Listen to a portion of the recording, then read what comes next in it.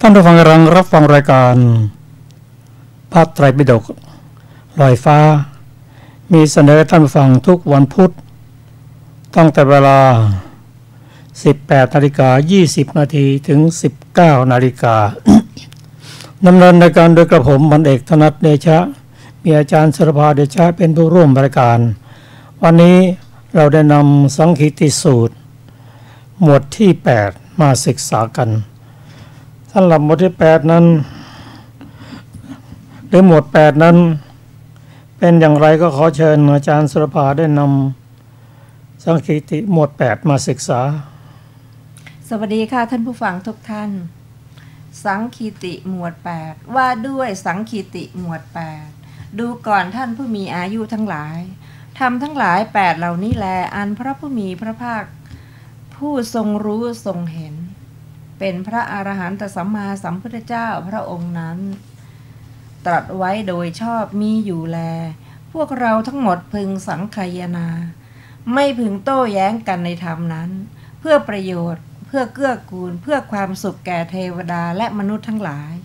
ธรรม8เป็นไฉน มิจฉตะ8 1. มิจฉาทิฏฐิเห็นผิด 2. มิจฉาสังกัปปะดำริผิด 3. มิจฉาวาจาผิด 4. มิจฉากรรมันตะการงานผิด 5. มิจฉาอาชีวะผิด 6. มิจฉาวายามะพยายามผิด 7. มิจฉาสติผิด 8. มิจฉาสมาธิผิด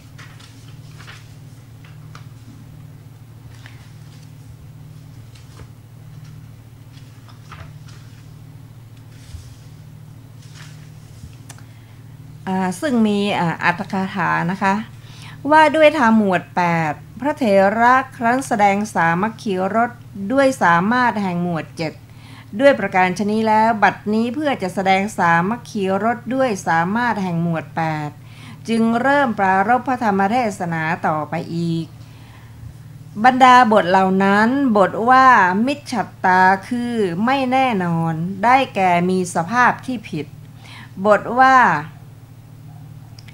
สมมัตตาคือแน่นอน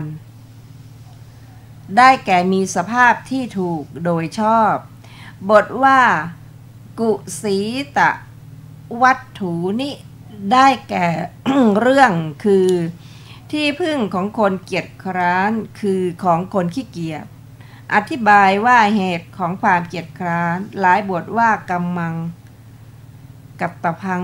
โหติความว่าพึงกระทำกรรมมีการกะจีวรเป็นต้น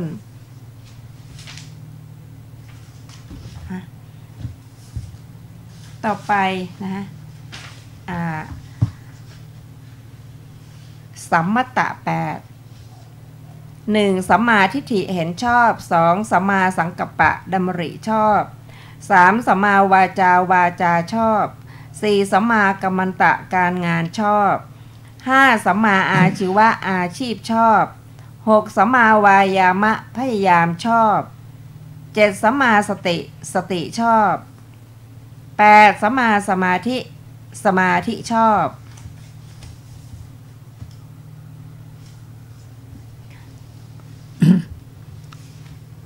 เราจะมา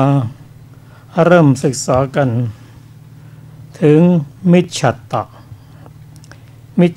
นี่ก็ว่าผิดนะเริ่มต้นด้วยมิจฉาทิฏฐิคือมีความเห็นผิดเช่นเห็นว่าทำดีไม่ได้ดีไม่เชื่อในเรื่องกฎแห่งกรรม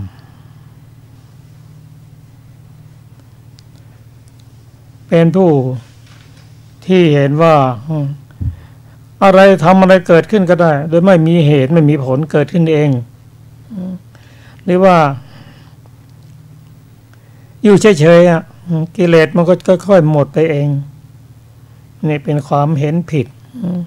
มิจฉาทิฏฐิถ้ามิจฉาทิฏฐิลึกๆเช่นว่าไม่มีเหตุไม่มีผล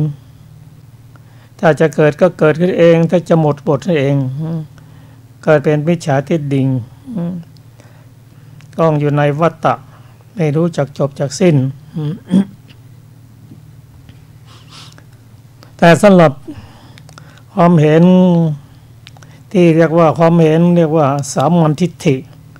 ความเห็นผิดตามธรรมดาของปุถุชนถือว่ายังมีตัวมีตน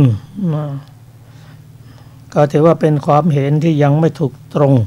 แต่มีในปุถุชนทุกคนไม่ได้ห้ามสวรรค์หมายความว่าสามารถจะไปสวรรค์ไปพรหมได้แต่ว่าไม่สามารถจะเป็นอริยบุคคลได้เพราะยังมีตัวมีตนอยู่ต้องละตัวละตนเห็นมาจริงๆแล้วไม่มีตัวไม่มีตนหรอกตัวสิ่งตัวอย่างเกิดขึ้นโดยอาศัยปัจจัยอย่างนี้เป็นต้นสองมิจฉาสังกัปปะดำริผิดดำริผิดนี่ก็คือกามวิตกตึกในเรื่องกฎแห่งกรรมกฎตึกในเรื่องกามเป็นต้นกามวิตกวิหิงสาวิตกฮิตที่จะเบียดเบียน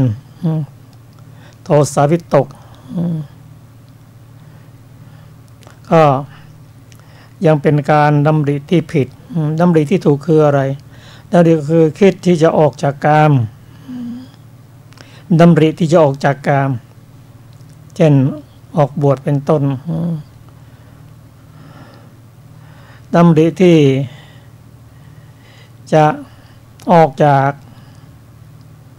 พยาบาทพยาบาทะวิตกหรือดำริที่ออกจากการเบียดเบียนตัววิตกหรือตัวดำรินี้ก็เป็นธรรมชาติที่ประกอบกับจิตเป็นตัววิตก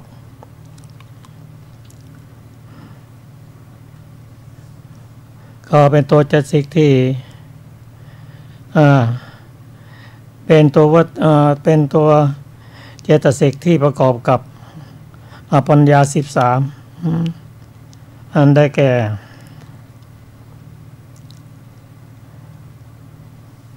ธรรมชาติที่ประกอบกับจิตทุกดวงเรียกว่าสัพพจิตตสาธารณเจตสิก7แล้วก็ปกิณกะ6ตัววิตกนี่อยู่ในปกิณกะ6ซึ่งประกอบด้วยวิตกวิจารอธิโมกข์วิริยะวิตกวิจารตอนนี้อยู่นะวิตกวิจารอธิโมกข์วิริยะปิติฉันทะก็อยู่ในปกิณกะเจตสิก6แต่อย่างไรก็ตามความดำริผิดนี้สามารถที่จะเป็นพิจารณาเป็นการดำริถูกก็ได้เป็นสมาสังกัปปะได้มิจฉาวาจาที่ผิดนั่นก็คือวาจาที่พูดปดพูดส่อเสียดให้เขาแตกกันพูดคำหยาบและพูดเพ้อเจ้ออันนี้ก็เป็นมิจฉาวาจาเป็นวาจาผิดมิจฉากัมมันตะการงานผิดแต่กระทำการงานที่เกี่ยวกับการฆ่าสัตว์ทำสัตว์ชีวิตสัตว์ให้ตกร่วงเป็นการงานที่เกี่ยวกับการเอาสิ่งของอื่นที่ไม่ได้อนุญาตให้ก็เป็นขโมยนั่นแหละ มิจฉาวาจาการงานผิดแต่ขายยาพิษขายอาวุธขายสุราขายสัตว์ที่เอาไปฆ่าต่างนี้เป็นมิจฉาอาชีพทั้งนั้น มิจฉาวายามะก็เป็นความเพียรผิดความกล้าหาญผิดทำเป็นความกล้าหาญหรือเป็นการพยายามที่ทำให้กิเลสเกิดขึ้นไม่พยายามสร้างบุญสร้างกุศล ไม่พยายามที่จะละกุศลอันนี้ก็เป็นพยายามผิดทั้งสิ้นมิจฉาสติผิดสติที่ถูกนั้นก็คือตรงกันข้ามกับสติที่ถูกสติที่ถูกก็คือเป็นผู้ระลึกรู้ในเรื่องบุญในเรื่องที่เป็นการทำบุญต่างๆเป็นต้นมีสติแล้วก็ประกอบกับสติปัฏฐานสี่ในการปฏิบัติธรรมอันนี้ก็มีสติระลึกรู้ในเรื่องของอิริยาบถก็ดีระลึกรู้แต่ถ้าเป็นมิจฉาสติก็ไม่มีสติปล่อยให้หลงลืมมิจฉาสมาธิผิดนั้นก็มีจิตตั้งมั่นในเรื่องของอกุศลเป็นสมาธิผิดแต่ในการปฏิบัติธรรมนั้นนะถ้าสติไม่ประกอบด้วยไม่ประกอบด้วยสติก็ทำให้เป็นสมาธิที่ไม่ถูกตรงที่จะน้อมนำไปปฏิบัติธรรมในการเจริญสติปัฏฐานที่ไปได้เป็นต้น อันนี้เป็นมิจฉาฉัตตะ8นะครับต่อไปก็เป็น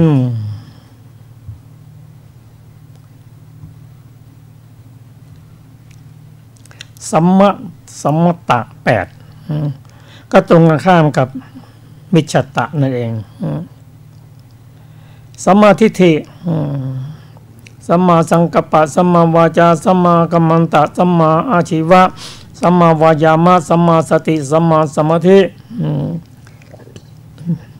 เริ่มตั้งแต่ในระดับของโลกิยะก็เชื่อว่าทำดีได้ดีทุกสิ่งประกอบด้วยเป็นเหตุเป็นผลด้วยกันนั้นบิดามารดามีคุณอันนี้เป็นสัมมาทิฏฐิในของระดับโลกิยะถ้าเป็นสัมมาทิฏฐิในระดับโลกุตระแล้วก็เป็นเห็นชอบในระดับอริยบุคคลเป็นสัมมาทิฏฐิสามารถตรัสรู้อริยสัจสี่ได้อันนี้เป็นสัมมาทิฏฐิในทางโลกุตระ สัมมาสังกัปปะดำริชอบดำริออกจากการพยาบาทดำริออกจากการเบียดเบียนสำหรับสัมมาสังกัปปะนี่ก็ตรัสรู้เมื่อไรก็นะเป็นการดำริชอบแต่ยังไม่ได้ตรัสรู้ก็แม่พระโพธิสัตว์พระพุทธเจ้าของเราพระองค์ก็มีความดำริที่ยังไม่ถูกตรงหมายความว่าเป็นความดำริที่พระองค์บางทีไม่ได้ทำดำริเฉยๆเช่นขณะที่พระองค์ประทับนั่งอยู่ใต้ต้นศรีมหาโพธิ์เห็นแม่น้ำใส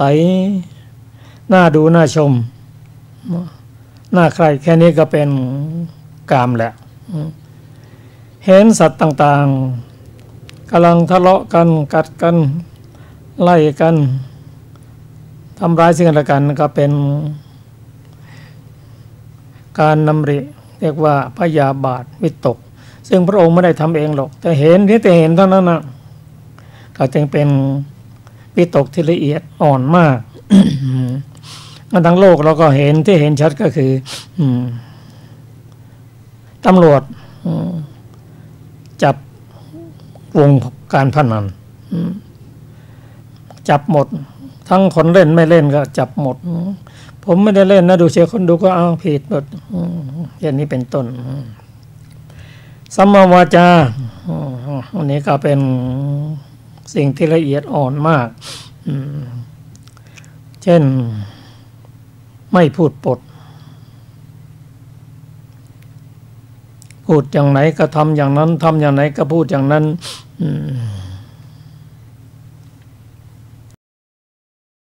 สามัคคีกันกรงเกี่ยวกันรักกันประสาน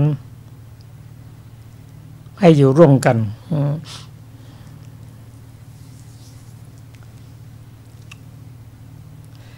พูดในสิ่งที่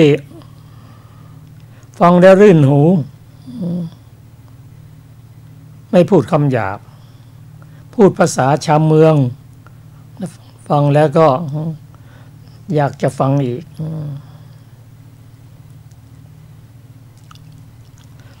ไม่พูดสัมภปรปะคือวาจาที่เปล่งมาแล้วก็มีเหตุมีผลประกอบด้วยหลักฐานประกอบด้วยประโยชน์ไม่พูดเพ้อเจ้อแล้วก็จะเห็นว่าธรรมะของพระองค์สุขุมนุ่มลึกบางทีพูดสนุกนะไม่มีแต่มันไม่มีสาระก็ถือว่าเป็นคำพูดที่สัมภปรปะ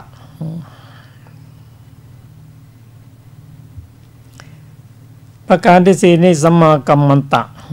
การงานชอบเว้นจากการงานที่ทำให้ชีวิตสัตว์ตกล่วงเว้นจากการงานที่ให้เกี่ยวข้องกับทางกาม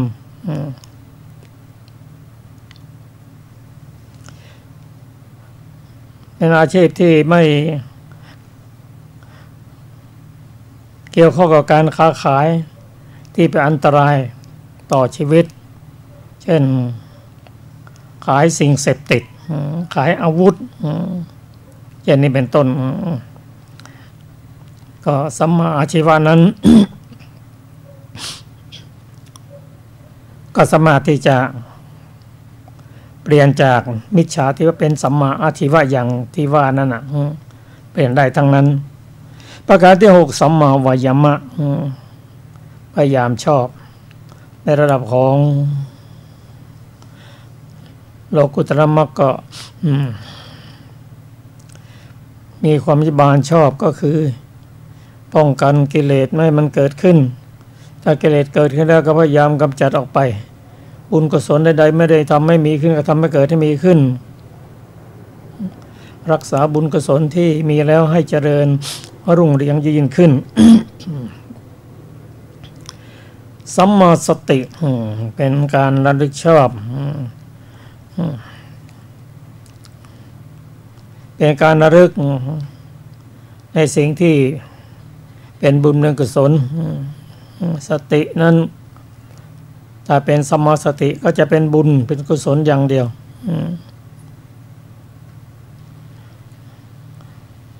ในที่นี้ก็สัมมาสติก็เป็นสติที่แนบติดกับอารมณ์ในการเจริญสติปัฏฐานสี่เรียกว่าสติปัฏฐานสี่เป็นตัวเอกในการเจริญสติปัฏฐานสี่สัมมาสมาธิสมาธินี้ก็ประกอบด้วยสติจะเป็นสมาสมาธิจะต้องมีจุดมุ่งหมายเป็นสมาธิที่จะน้อมนำไปเป็นด้านวิปัสสนาในการเจริญสติปัฏฐานสี่เป็นต้นก็เป็นเจือด้วยทั้งโลกุตตระโลกิยะและโลกุตระด้วย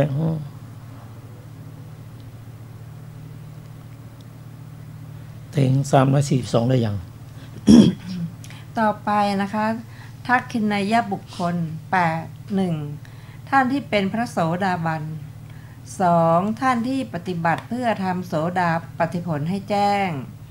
3. ท่านที่เป็นพระสกทาคามี 4. ท่านที่ปฏิบัติเพื่อทำสกทาคามีขออภัย 4. นะคะท่านที่ปฏิบัติเพื่อทำสกทาคามิผลให้แจ้ง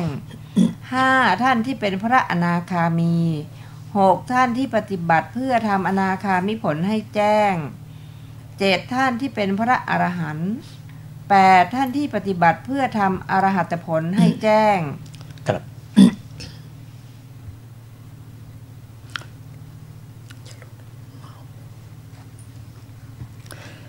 ทักขินัยยะบุคคลคือบุคคลที่ควรแก่การทำบุญ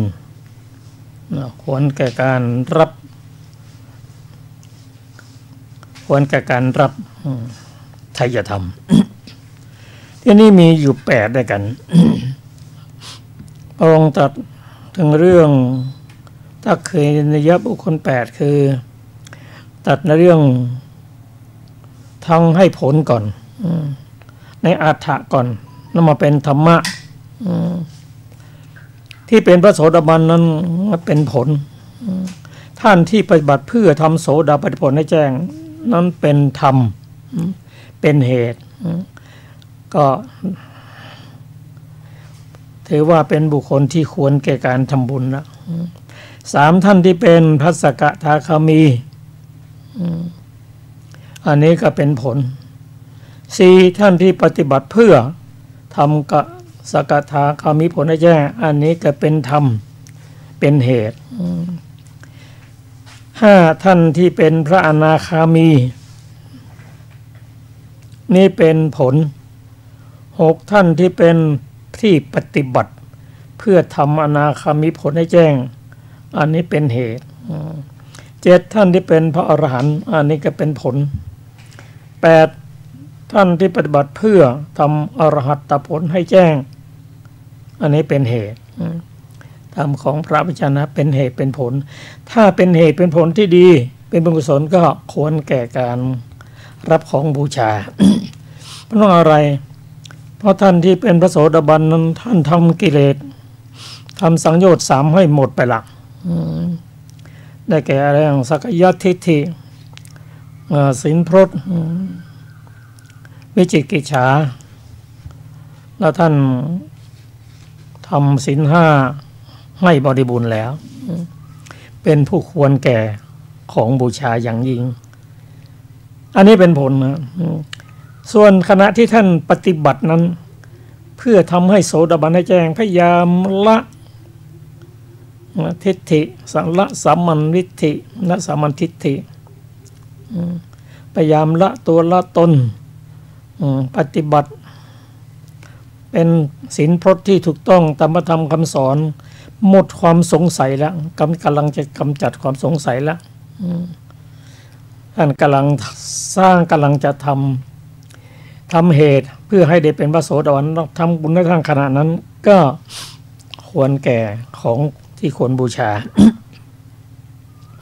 ท่านที่เป็นพระสกทาคามีท่านทำสังโยชน์3ให้หมดไปแล้วและนอกจากนั้นยังทำกิเลสที่เหลืออยู่ให้ลดลงเบาบางลงจึงเป็นผู้ที่ควรแก่การทำบุญท่านที่เป็นอนาคามีท่านละสังโยชน์เบื้องต่ำ5ได้แล้วละสักกายทิฏฐิศีลและพระตประมาสะหมดความสงสัยทำปฏิฆะสังโยชน์กามสังโยชน์ได้หมดไปละอันนี้ก็เป็นผู้ควรแก่การบูชาแม้ท่านกำลังปฏิบัติเพื่อเป็นพระอนาคามีทำบุญท่านสนับสนุนท่านเป็นเนื้อนาบุญ6ท่านที่ปันทำที่เป็นพระอรหันต์อันนี้ก็เป็นเนื้อนาบุญอย่างยิ่งเพราะท่านละสังโยชน์10ได้แล้วละสังโยชน์เบื้องต่ำ5ได้แล้วเบื้องสูงอีก5ละรูปปราคะอารูปปริคะละความฟุ้งซ่านรำคาญแล้วก็ละอวิชชาได้ก็เป็นพระอรหันต์บุคคลละสังโยชน์เบื้องสังโยชน์10ได้ ท่านก็เขาเรียนอีกครั้งหนึ่งว่าสังโยชน์10นั้นคือละสักกายทิฏฐิ1 2ปฏิบัติศีลที่ถูกตรงตามคำสอนของพระพุทธเจ้า3หมดความสงสัย4ละกามสังโยชน์5ละปฏิฆาสังโยชน์6ละรูปปราคะว่ารูปปราคะนะไม่ติดใจในรูปประพรหมแม้ในอรูปประพรหมก็ละได้ละมานะความถือตัวละอวิชชาและละความฟุ้งซ่านได้ทั้งหมดนี้ก็ควรอย่างยิ่งทำบุญให้แก่ท่านผู้ปราศจากกิเลสได้บุญได้เป็นเนื้อนาบุญอย่างยิ่งขอเชิญต่อไปนะคะเป็นกุสีตวัตถุ8 1ดูก่อนท่านผู้มีอายุทั้งหลายภิกษุในพระธรรมวินัยนี้จะต้องทำการงานเธอมีความคิดอย่างนี้ว่าเราจะต้องทำการงานเมื่อเราทำการงานอยู่ร่างกายจักเหน็ดเหนื่อยควรที่เราจะนอนเธอก็นอนเสียไม่ปรารภความเพียรเพื่อถึงธรรมที่ยังไม่ถึงเพื่อบรรลุธรรมที่ยังไม่บรรลุเพื่อทำให้แจ้งซึ่งธรรมที่ยังไม่ได้ทำให้แจ้งนี้วัตถุแห่งความเกียจคร้านข้อที่1 2ดูก่อนท่านผู้มีอายุทั้งหลายก็ข้ออื่นอีกภิกษุทำการงานเสร็จแล้วเธอมีความคิดอย่างนี้ว่าเราได้ทำการงานแล้วก็เมื่อเราทำการงานอยู่ร่างกายเหน็ดเหนื่อยแล้วควรที่เราจะนอนเธอก็นอนเสียไม่ปรารภความเพียรนี้วัตถุแห่งความเกียจคร้านข้อที่3 ดูก่อนท่านผู้มีอายุทั้งหลายก็ข้ออื่นอีกภิกษุจะต้องเดินทางเธอมีความคิดอย่างนี้ว่าเราจะต้องเดินทางก็เมื่อเราเดินทางไปอยู่ร่างกายจักเหน็ดเหนื่อยควรที่เราจะนอนเธอก็นอนเสียไม่ปรารภความเพียรนี้วัตถุแห่งความเกียจคร้านข้อที่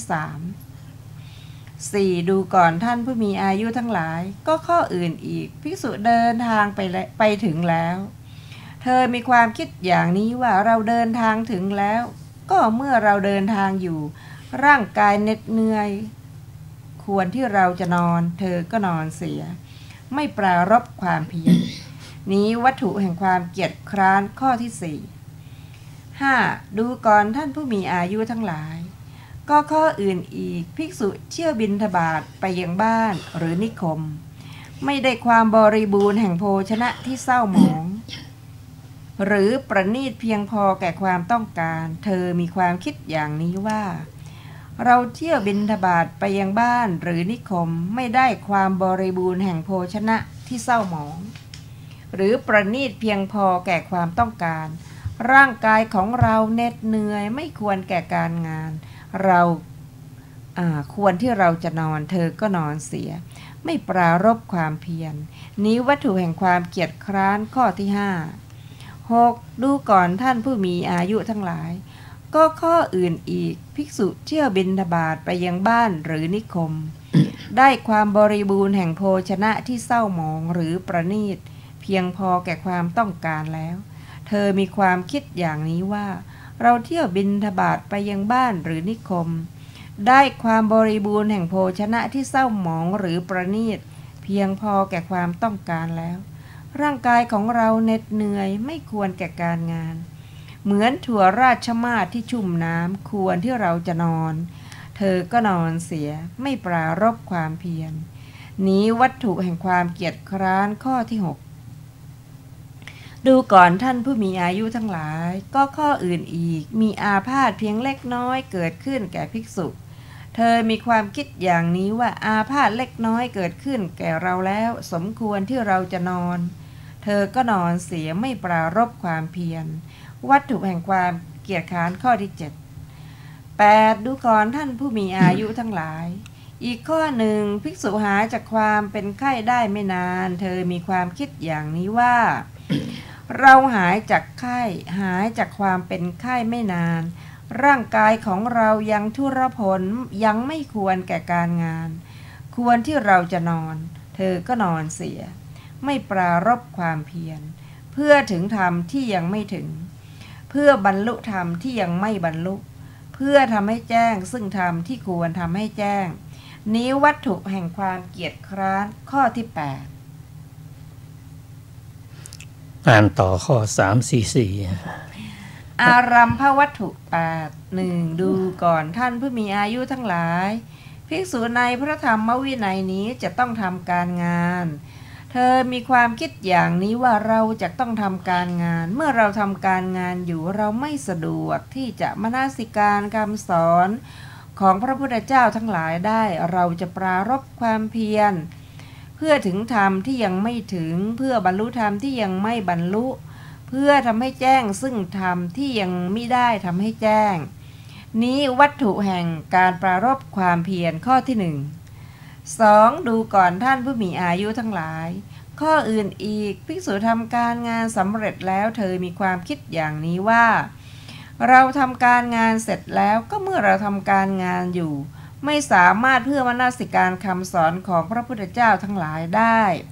ควรที่เราจะปรารภความเพียรเธอจึงปรารภความเพียรนี้วัตถุแห่งการปรารภความเพียรข้อที่3ดูก่อนท่านผู้มีอายุทั้งหลาย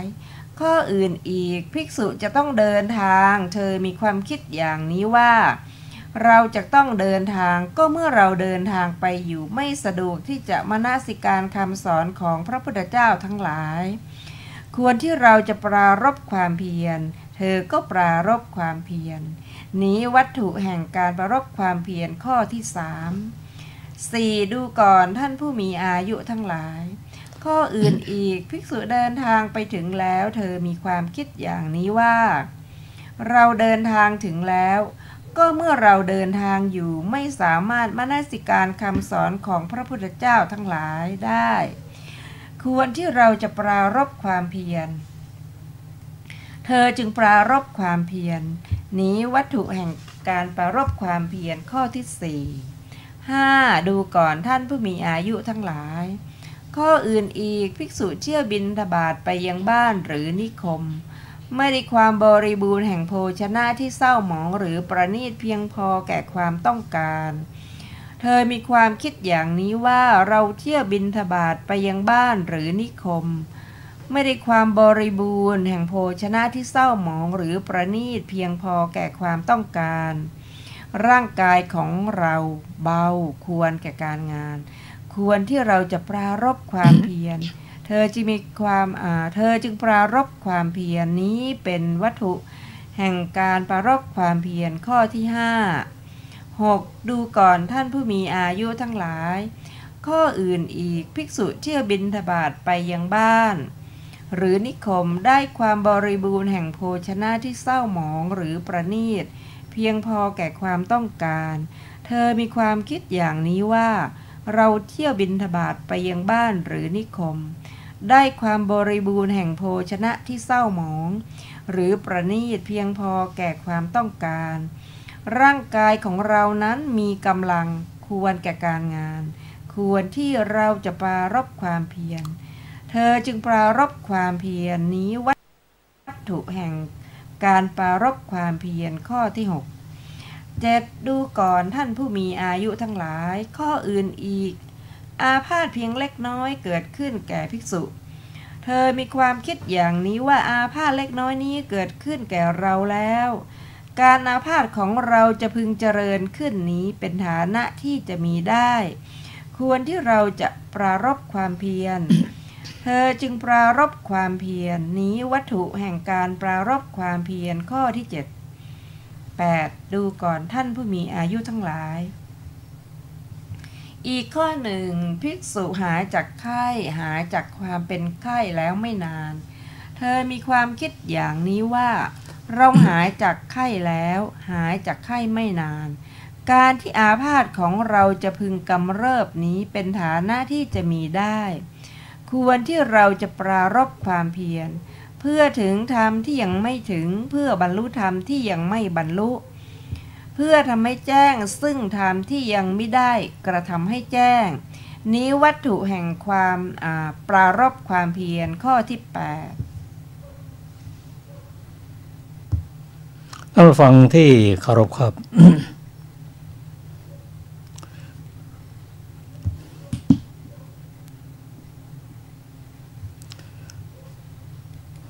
สำหรับธรรมหมวด8ที่เกี่ยวกับ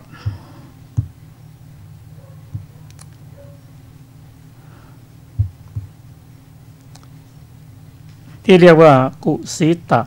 วัตถุ8เป็นเรื่องของภิกษุผู้ที่หาโอกาสประมาท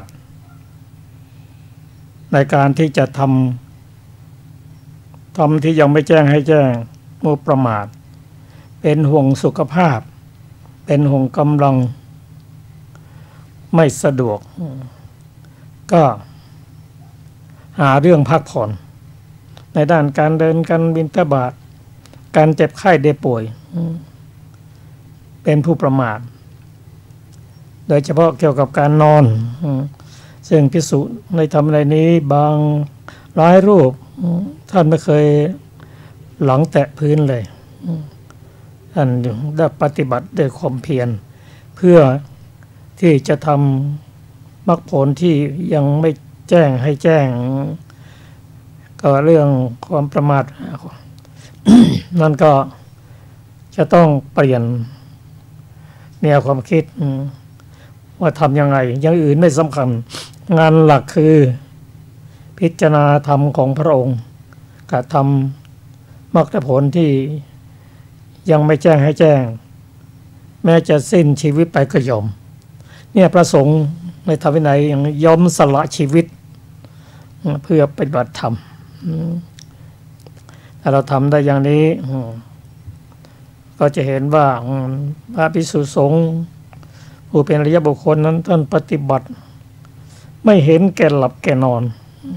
แม้แต่อาพาธเราอาพาธนะแต่มรรคผลนี่ไม่ปฏิบัติยังไม่บรรลุเลยลืมเจ็บลืมป่วยหมดบางครั้งจะเสียชีวิตอยู่แท้ๆนะกำลังจะสิ้นชีวิตเพราะความเจ็บปวดก็พยายามกระทำมรรคกระทำผลให้แจ้งก่อนที่จะสิ้นชีวิตครับเราจะน้อมนำสิ่งนี้มาปฏิบัติบางท่านก็ปฏิบัติอยู่แล้วว่าจะทำสิ่งนั้นนี้ยังว่าพรุ่งนี้ก่อนว่าพรุ่งนี้ไม่ได้แล้วต้องทำละต้องทำตอนบัดนี้ครับรายละเอียดนั้นเราจะศึกษากันในวันพุธหน้าสำหรับวันนี้นะคะรายการธรรมะ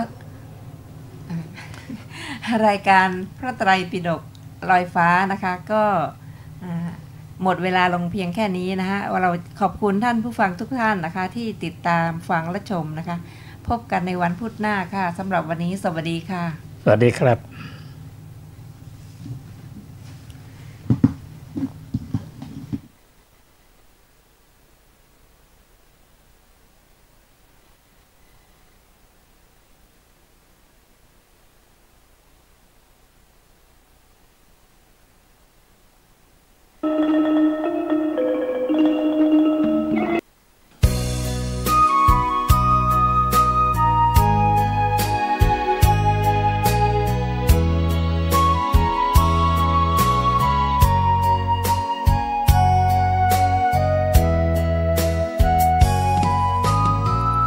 วัดเป็นบุญเขตวิเศษสถานเหมือนทิพย์วิมานของ